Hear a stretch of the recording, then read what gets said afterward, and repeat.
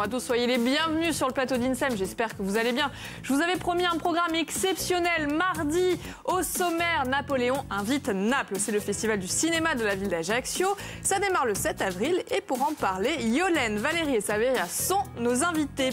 À suivre, découverte de Fanfan Salvini. Serge se fait tirer le portrait par cet artiste engagé, vous allez voir, ça promet. Francine, c'est pas joli les poutacs. Mais j'ai adoré de faire cette chronique, je vous avoue, on a du croustillant, du lourd. Exceptionnellement, ce sera sur les Bonaparte. Tout à fait. Alors c'est pas grave. À 13h, dans la série J'adopte un animal de compagnie, et bien aujourd'hui on choisit les reptiles. Vous avez aperçu tout à l'heure un joli petit serpent, un python albinos que vous appréciez. Francine, vous l'adorez. Hein. Ah, je repars avec. Alors si éventuellement vous avez envie d'en adopter un, vous pouvez nous poser des questions en nous appelant d'ores et déjà au 0800 3 x 0900 ou nous écrire sur les réseaux sociaux. Francine se fera un plaisir de relever vos réactions, mais tout de suite, rencontre avec nos invités. Mesdames, bonjour et bienvenue. Bonjour. Je suis ravie de vous accueillir. C'est merveilleux. Ce talent, c'est un bonheur. Alors, à côté de moi, nous avons Saveria Marosel. Saveria, vous êtes médiatrice du patrimoine de la ville d'Ajaccio. Vous êtes venue accompagnée de Yolène Lacolonge. Yolène, vous êtes chef du service de l'audiovisuel, du cinéma et de l'image animée à la direction de la culture et du patrimoine. Et enfin, en bout de table, nous avons Valérie Santaril. Valérie, vous êtes artiste et vous êtes également à la tête du collectif Empire. Vous avez eu, d'ailleurs, on peut le préciser, le talent de dépoussiérer Napoléon. Oui, depuis un moment. Tout à l'heure. Alors, Napoléon, justement, invite Naples. C'est du 7 au 9 avril. Ça va se passer à l'Espace Diamant. En fait, c'est la deuxième édition, mais ça consiste en quoi? En fait, ça présente donc 7 films, des conférences. C'est un festival de cinéma et pouvoir. On voulait en fait dépoussiérer un peu l'image du pouvoir à travers le cinéma. Donc, c'est une action patrimoine en fait, mais en même temps ludique. Et on présente aussi donc un collectif d'artistes à cette occasion autour du thème de Naples. Alors, voilà. Qu'est-ce qui a eu cette idée et comment vous avez organisé tout ça? C'est une idée originale de Jean-Marc Olives, donc le conservateur de la Maison Bonaparte, qui l'a proposé à l'élu de la culture, Madame Guérine, qui nous a donc confié la tâche de mettre en place ce festival. Et bien sûr, il nous est apparu évident qu'il fallait de bons partenaires, comme bien sûr la CTC, le service de cinéma, plus particulièrement la Cinémathèque de Corse. Parce qu'en fait, pour la petite anecdote, c'était lors d'un déjeuner. On était avec un déjeuner avec Jean-Marc Olives et Jean-Pierre Maté. Et Jean-Marc, bien évidemment, qui fourmille tout le temps d'idées et nous dire mais ça serait bien de faire un festival cinéma au pouvoir, Napoléon au cinéma. Et alors bien évidemment nous on est tout de suite été emballés et voilà, et c'est comme ça que l'idée a germé. Mais voilà, encore une fois Jean-Marc qui est toujours très très riche en créativité et en projet. Il est à l'origine de beaucoup de choses, Jean-Marc. Oui, il vous a soufflé plein de choses, hein, on verra ça tout à l'heure. Alors au programme des films, tout à fait, plein de films. Le premier c'est Main basse sur la ville. De quoi ça parle? Ah, Main basse sur la ville. Main basse sur la ville, c'est, on va dire, d'ailleurs, il faut rappeler que Francesco Rosi, le réalisateur, est napolitain. Ça tombe bien. Voilà, donc Francesco Rosi est napolitain et Main basse sur la ville, ce film de 63, c'est un film éminemment politique puisqu'en fait c'est un des premiers films qui parle de la problématique des interactions entre politique et mafia, notamment au travers du thème de la spéculation immobilière. C'est un film pour lequel Rosi avait obtenu le Lion d'Or à Venise en 63 et puis il faut savoir une chose, c'est que voilà, Francesco Rosi est un cinéaste engagé, il est l'inventeur du concept de ce qu'on appelle le film dossier, c'est-à-dire la fiction dans laquelle on met de l'archive. Et donc au travers de ce film, il nous permet véritablement d'aller au cœur de cette problématique-là. D'ailleurs, il a travaillé avec un écrivain qui s'appelle Raffaele della Capria. Et en 93, il avait fait un documentaire qui revient un peu quelques années après, justement sur Main basse sur la ville, et qui permettait de voir un petit peu les évolutions justement de cette imprégnation de la mafia dans cette belle ville de Naples. J'allais dire, c'est toujours un sujet d'actualité. Hein. Complètement. Alors, d'autres films, dont 3 films exclusifs. Le premier, c'est Reality. Ah bah, Reality, bah, on va dire c'est le petit-fils de Francesco Rosi, parce que Matteo Garrone, qui a été connu bien évidemment grâce à Gomorra, l'adaptation au cinéma du livre éponyme de Roberto Saviano. Dans ce film, Reality, en fait, il nous parle de la Naples contemporaine, parce que ce qu'il faut savoir, c'est que ce festival est structuré autour de 3 thématiques autour de Naples. Naples contemporaine, Naples historique et Naples éternelle, on en parlera tout à l'heure. Pour la Naples contemporaine, Reality, en fait, c'est un film qui nous parle de la télé-réalité. C'est l'histoire de Luciano, un poissonnier napolitain qui en fait, a une obsession, c'est de participer à l'émission de télé-réalité, El Grande Fratello, qui est le Big Brother italien, et jusqu'à en devenir fou. Et Garonne est dans ce film qui est très truculent, qui fait penser à Fellini, qui fait penser à Comencini. Garonne, dans ce film, va très loin parce qu'il va nous mettre en paradoxe et en perspective la question de la religion, du rapport à la religion. Enfin voilà, c'est un film extrêmement intéressant et populaire. L'affiche est géniale. L'affiche est géniale. Oui, l'affiche est magnifique. L'affiche est magnifique. Les images vous faisaient sourire. Oui, bah oui. Ah oui, ça donne envie de le voir en tous les cas. Non, c'est un film très très fort. Après, c'est un film qui a été auréolé du Grand Prix à Cannes en 2012, qui a été un peu critiqué, qui a été accueilli très favorablement par le public, un peu, on va dire, de façon mitigée par la critique, qui lui reprochait d'être un film un peu anachronique, parce que ça se passe en 2012. En 2012, Berlusconi et ses Bunga Party ont laissé la place à Mario Renzi. Oui. Donc, bon, ils se sont dit, c'est un peu tard. Et puis, les grands maîtres s'étaient un peu emparés de ce sujet-là. Donc voilà, c'est un film qui a été accueilli de façon assez mitigée par la critique, mais qui a eu un très très fort engouement populaire. Donc, aux Ajacciens de se faire un avis, puisqu'ils n'ont encore jamais été diffusés ici, en revanche. Si, il a été diffusé. Alors, un autre film, c'est Il Camorrista. De quoi ça parle Il Camorista. Alors, bon, Il Camorista, c'est le fameux film de Giuseppe Tornatore qu'on connaît, nous, grâce à Cinema Paradiso. Bien évidemment, le film, je dirais, qui a obtenu donc lui aussi son prix à Cannes, oscarisé. Alors, ça parle de quoi? Ça parle, en fait, là aussi, on parle de mafia et on parle notamment, puisque le scénario a été écrit à partir de la biographie non autorisée d'un des grands parrains napolitains qui s'appelait c'est très croustillant quand même comme sélection. Raphaël et Cottolo. Et Raphaël, et l'histoire en fait c'est simple, et assez cocasse au départ, puisque Raphaël va en prison parce qu'il est accusé, il a tué un homme qui est censé avoir mal parlé à sa sœur. Et donc c'est en prison qu'il va commencer à créer ce qu'il appelle la nouvelle Camorra, oui. Où il va créer une véritable armée de malfaiteurs autour de trafic de drogue et de contrebande de cigarettes. Et Rosaria, sa sœur, va l'aider grandement dans cette entreprise. Et là encore, on va aborder la thématique du lien entre la mafia et la politique, puisque bon, il va y avoir le kidnapping par les brigades rouges d'un assesseur régional. On va chercher Raphaël et pour pouvoir essayer de libérer cette personnalité. Ça va mal se passer. Il y a un deal qui va être noué. Le deal va tomber à l'eau et on va assister à la chute donc de ce parrain. Et Rosaria, c'est une sorte de Colomba mafieuse, puisqu'elle va venger son frère en tuant un des lieutenants qui avait noué des liens, qui avait trahi le clan. D'accord. Une belle sélection. Oui, une très belle sélection. D'ailleurs, on reviendra plus en détail sur d'autres films et de belles surprises d'ailleurs au programme. Oui. Mais il y a aussi une exposition qui est proposée par le collectif d'artistes Empire. Ça, c'est vous, Valérie, qui êtes à l'origine. D'ailleurs, c'est quoi ce collectif ? C'est 4 copains. C'est mieux. 4 copains dans le vent. Non, mais voilà, nous, on nous donne un sujet, on part au quart de tour. Vous ne verrez pas d'œuvre sur la mafia, parce que, voilà, quand on nous dit Naples, vous pensez à quoi, si je vous dis Naples, les filles? Oui, forcément. Voilà, le corail, le Vésuve, les amoureux. Voilà, c'est ça. Voilà, nous, on pense à quoi? À San Gennaro, au football... à la pizza, voilà, on pense à un tas de choses. Ben, nous, curieusement, tous les 4, sans rien se dire, on est revenus à l'histoire ancienne, à l'histoire de Naples et à l'histoire de l'art. C'est-à-dire que tous les 4, on a bossé, je ne peux pas vous montrer sur quoi, mais on a bossé sur Pompéi, sur les sources de l'histoire de Naples. Et c'est amusant qu'on soit arrivé là naturellement, quoi. Et puis en plus, Napoléon invite Naples. Napoléon, c'est un sujet que vous connaissez bien. Alors Napoléon, c'est un sujet que je commence à connaître un petit peu. Mais là, vous n'aurez pas de représentation directe de Napoléon.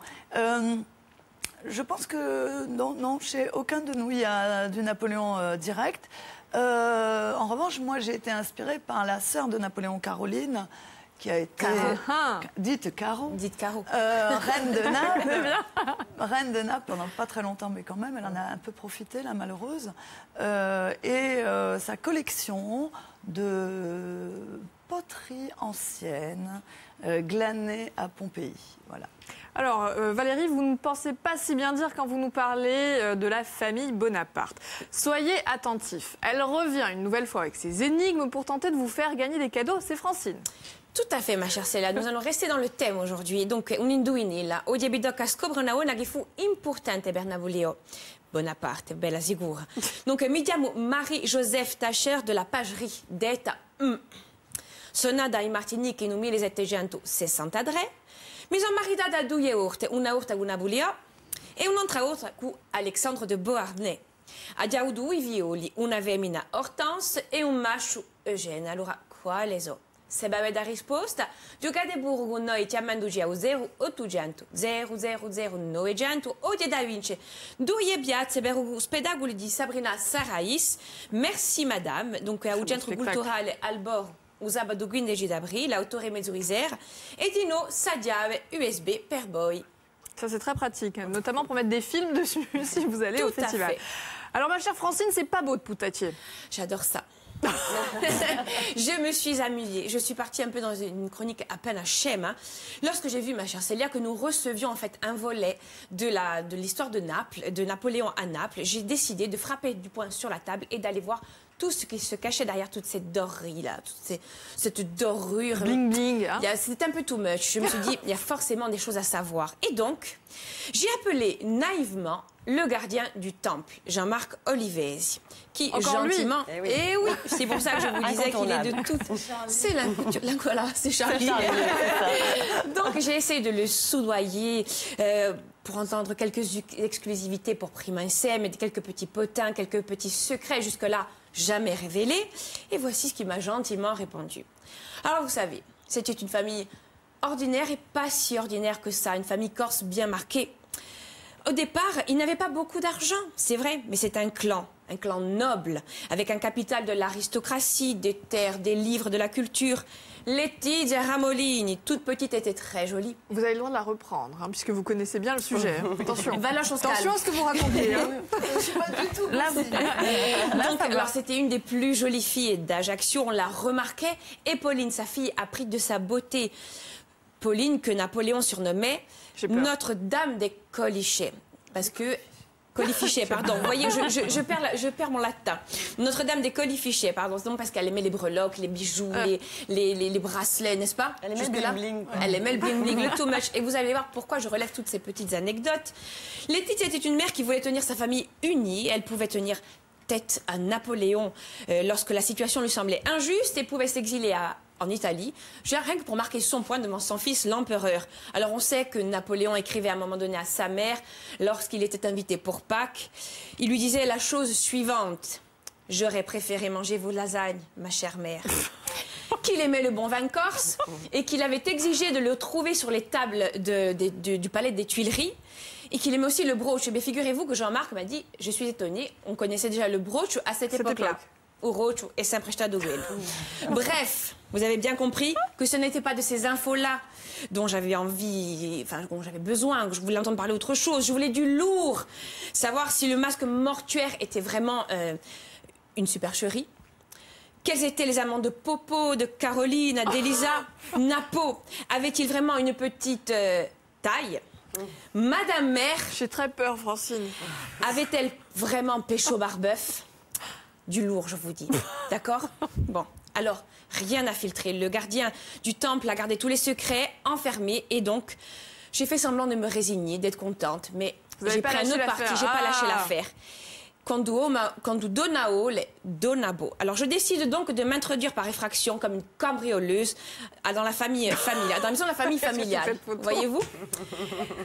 Donc, dans cette rue Saint-Charles d'Ajaccio, j'y découvre la pièce secrète. Et quelle ne fut pas ma stupéfaction lorsque je tomba sur ce portrait de famille.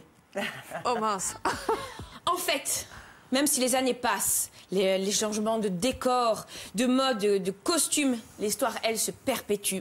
Poi infine comincia a scrivere un giornale, Imperial Putati. Alors, Je cautionne pas, là. Est-ce que vous vous êtes déjà demandé ce que seraient aujourd'hui les 3 sœurs de Napo? Eh bien, moi, si. Voici ma découverte après coup. Pauline, Elisa et Caroline sont la version vintage de Kim Courtenay et Khloé Kardashian. Ah, d'accord. Écoutez bien cette musique, ça vous rappellera certainement quelque chose. En y regardant de plus près, nous nous retrouvons avec de vraies incarnations. Voilà, par exemple, prenez le cas de Pauline, l'effrontée, ou de Kim, oui, Kim Bonaparte. Kim a fait un parfait copier-coller de Popo. Elles se la pètent toutes les deux. Sur leur beauté, elles sont sûres d'elles, bien évidemment. Attendez, j'ai un petit bug. À force de raconter des bêtises. Oui. Donc, elles se la pètent, elles ont des amants, elles ont plein d'amants toutes les deux, elles ont plusieurs maris. Et le dernier en date... Oh non! Kenny. Vous reconnaissez ce corps? Ou pas du tout? Ce mari, le mari de la princesse... il me manque une partie de ma chronique, mais c'est pas grave, je vais la continuer quand même. Kenny Napo. Kenny Napo, tout à fait.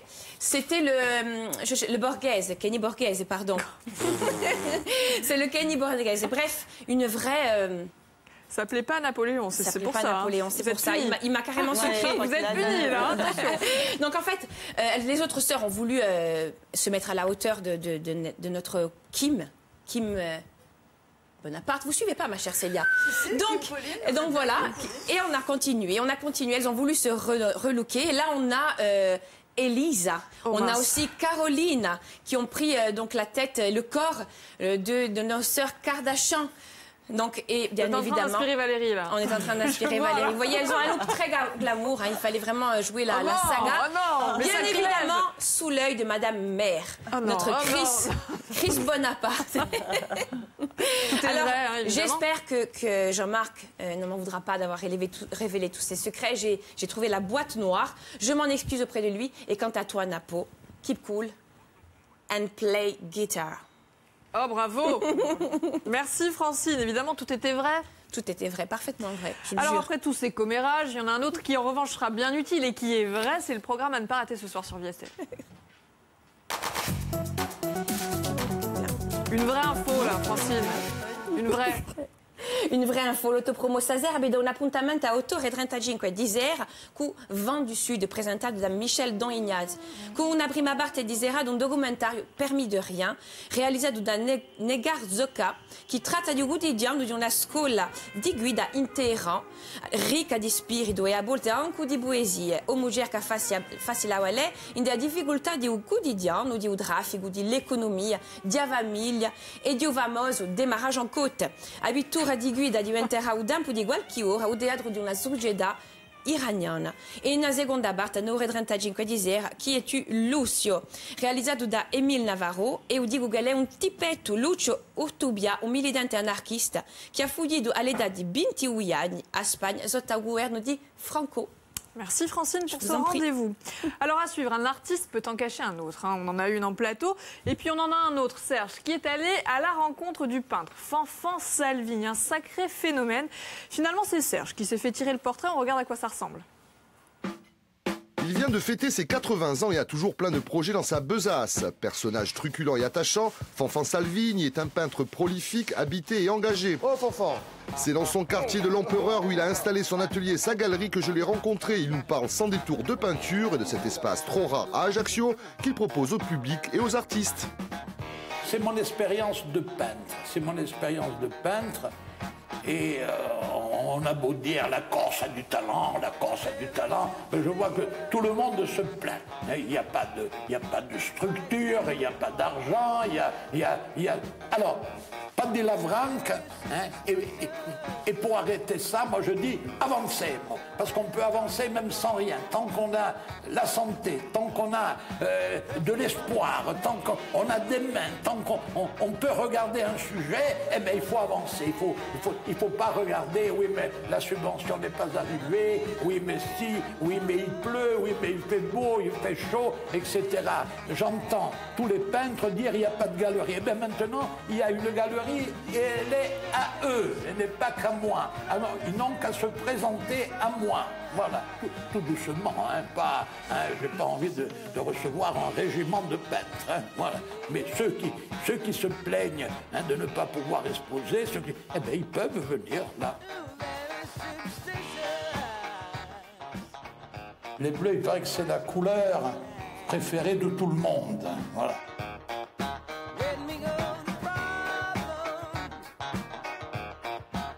C'est pas les galeries qui sont guindées, c'est les gens qui les tiennent hein, qui sont guindés, qui ne riment à rien, là, hein, qui veulent se donner une allure avec leur cravate et leur costume. Enfin, la vie n'est pas ça. Maintenant, on a aboli tout ça. Hein, c'est les ors de la galerie, pas les ors des tableaux. Les tableaux, hein, il faut les regarder. Hein, c'est le tableau qui compte. Je suis très optimiste sur le... Très optimiste. Vraiment, parce que je sens un flux, même. Là, c'est pas ouvert, hein, donc, mais j'ai des gens qui viennent, qui m'appellent. Bon, ce matin, j'ai pas eu un seul appel parce que j'ai oublié mon téléphone. Faut que je me fasse plus beau que je le suis, hein. Hein? Non.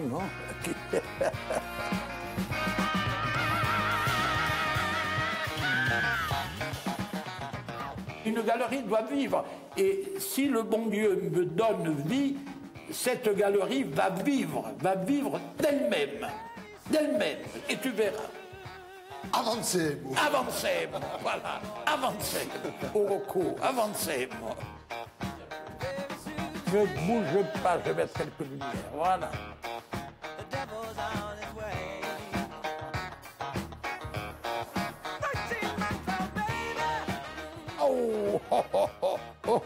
Voilà. Avant, j'étais tout seul, maintenant, on est deux. Serge et Serge. Même la barbe, il a décidé. Je vous l'avais dit, un artiste peut engager un autre. Et après la tempête, Fanfan, la tornade, c'est le moment de faire une petite parenthèse pour le récap météo de Francine.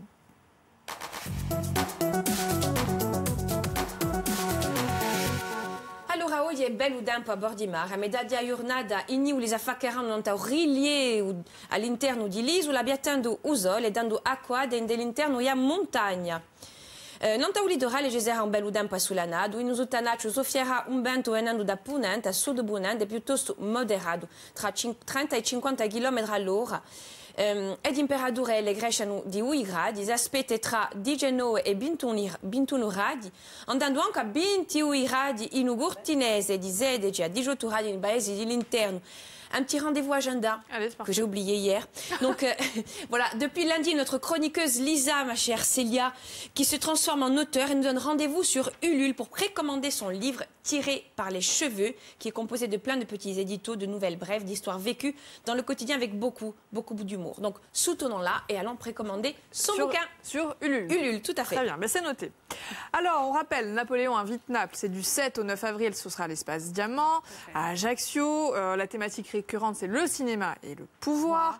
Il y a plein de choses, il y a des expos avec Valérie, il y a des films, mais il y a aussi des conférences. Tout à fait, il y a 3 conférenciers qui vont intervenir, donc pour justement poser les 3 thématiques. Donc pour la Naples contemporaine, c'est André Fads, qui est politologue, qui va justement nous dire quelle est aujourd'hui la Naples, le mezzogiorno, entre l'image d'Épinal et la réalité, qu'est-ce qu'il en est. Et pour le Naples contemporain. Tout à fait, le Naples contemporain, parce que beaucoup de choses sont véhiculées sur Naples, mais finalement, est-ce que c'est pas aussi un peu comme la Corse, une image un peu complètement déformée? Donc ce sera justement à André de démystifier Naples. Et pour la partie historique, nous aurons Raphaël Lalou qui va donc nous préciser les liens tenus entre Naples et la Corse, et bien sûr en faisant l'accent sur la famille Bonaparte, puisqu'on sait que Caroline a été reine de Naples, mais avant Caroline, c'était même Joseph. Donc, et puis d'autres liens plus profonds sous le Second Empire. Donc ce sera à Raphaël de dévoiler tout cela. Donc il y a aussi Yolène qui va nous présenter Naples et le cinéma. Au pied levé. Vous elle fait ça tellement bien, voilà. C'est pas grave. Bon, et l'Université de Corse qui sera quand même très présente avec des étudiants et son implication dans ce festival. Voilà. Alors c'est j'allais dire, un festival qui est proposé à tout le monde? C'est grand public ou c'est quand même pour un public averti? Alors, on a voulu quand même que ce soit très accessible pour tous. Mais comme nous sommes un service du patrimoine, il faut quand même qu'on resitue le contenu, d'où la présence des conférenciers et le choix des films, tout simplement. Mais on a quand même donné un côté convivial, puisqu'il y aura 2 buffets ouverts à tout le monde, avec donc le vendredi et le samedi. Vous savez parler aux téléspectateurs. Voilà, 2 buffets pour pouvoir justement échanger, partager, et avant d'aller regarder à nouveau le ventre. Venir. Et voilà. Vous saurez aussi recevoir. Il y aura des petits c'est tout public. C'est tout public. Carré blanc, il n'y a pas de choses interdites. Bon, super. Alors, pour conclure l'émission, une surprise. Au niveau des films. Alors, au niveau des films, oui, bon, sur la nappe historique, il y aura encore 3 films. Oui. Lady Hamilton, donc avec Sir Laurence Olivier et Vivien Leigh, la magnifique Vivien Leigh, donc qui va bien évidemment parler de la relation de Lady Hamilton et la Merian Nelson. Nous allons avoir aussi Noi Credavamo, frère d'Italie, ou qu'on peut traduire littéralement par Nous y avons cru, qui est un film de Mario Martone et qui est un film assez récent puisqu'il est de 2010, je me remémore un peu. 2010, oui, c'est un film très intéressant pour comprendre l'histoire parce que c'est un film, Mario Martone, qui est un réalisateur napolitain, a fait ce film donc à l'occasion du 150e anniversaire du Risorgimento. Et c'est un film sur lequel Mario Martone s'est attaché véritablement à être très très très précis sur l'histoire. Il s'est notamment inspiré de toute la correspondance de grands acteurs du Risorgimento, au premier rang desquels Giuseppe Mazzini. On voit quelques images d'ailleurs. Voilà. Et donc. Et on a 10 secondes. Pour convaincre tout le monde d'y aller. Très très vite. Et donc dans ce film qui est vraiment très précis, c'est permis quand même un petit anachronisme parce qu'on va pouvoir voir du béton à l'écran. Et là c'est totalement assumé parce que Mario Martone voulait montrer qu'en fait l'Italie est en perpétuel chantier. Franchement. Eh ben alors si vous voulez en savoir davantage sur Naples, Napoléon invite Naples. C'est le 7, ça démarre le 7 à l'Espace Diamant. Merci beaucoup d'être venu nous parler de ça, des expos, du cinéma, des petits fours et des conférences. C'est parfait. Vous ne bougez pas à 13h, on va parler des reptiles. Et vous allez voir mon super copain, le python albinos. Ce sera juste après le journal qui est présenté par Stella Ross. À tout à l'heure.